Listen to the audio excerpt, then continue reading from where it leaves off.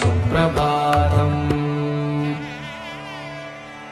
पञ्चाननाब्जपठति वासरशुद्धिमाला शेषाद्रिशेखर विभो तव सुप्रभातम्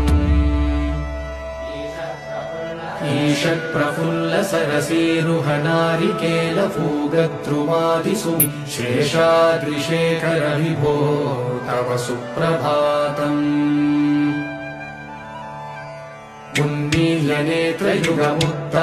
उन्मील्यनेत्रयुगमुत्तमपञ्जरस्थाः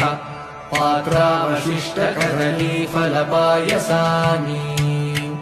भुक्त्वा सलीलमतकेलिसुखाः पठन्ति शेषाद्रिशेखर विभो तव सुप्रभातम् तन्त्री प्रकर्ष मधुरस्वनया विपञ्च गायत्यनन्तचरितं तव नारदो